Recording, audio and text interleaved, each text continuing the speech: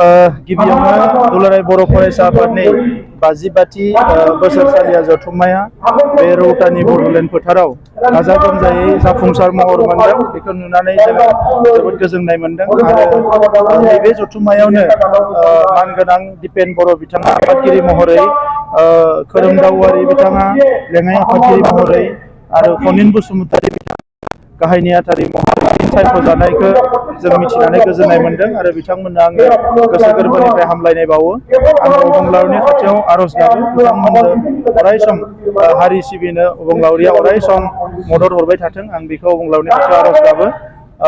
बे जथुम्मायाव गिबि खेबनि थाखाय आगोलनि जथुम्माफ्रावबो आसामनि चिफ मिनिस्टारा बाहागो लादोंमोन, नाथाय नैबे जथुम्मायाव बाहागो लानानै बर'नि जारिमिन आरो एबसुनि जारिमिनखौ जोबोद गेबेङै बुंनानै बिथाङा मोनसे रिकगनाइसन आरो मोनसे सनमान एबसुनि फारसे बिथाङा दिन्थिदों आरो बियो एबसुनि जारिमिनाव बेसेबा गिदिर मोनसे देरगाथावना मोनसे बाथ्रा।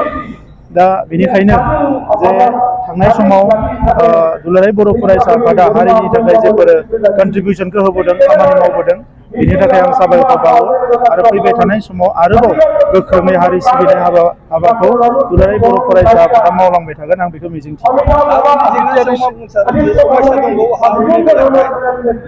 बेफोर समस्याया लासै लासै जोबस्रांगोन, बारा गोलाव गैला। अलरेडि गोबां समस्याया जोब्बाय। जिखिनि आद्रा थानाय समस्या बेखौ मावनो थाखायनो जों राजखान्थियाव फैदों। मा होनदों?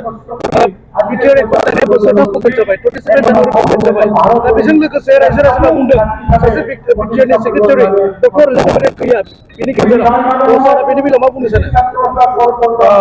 बियो एकर्ड जानायनि सिगाङावनो कर्टआव कनभिक्ट जाबायमोन, नाथाय बिनि उनावबो जोङो बयबो नाजानानै बिथाङाबो सागानगिरि जादों बे कर्टआव। जोङो दाबो नाजागासिनो दङ, बयबो नाजादों आरो जोङो हास्थायो जे बिथाङा थाबैनो जेलनिफ्राय ओंखारनानै मोनसे समाजजों थानो हानाय थासारियाव फैनांगौ आरो बिनि थाखाय जोङो फैबाय थानाय समाव आसाम सरकार, भारत सरकारखौ नारसिनबाय थागोन।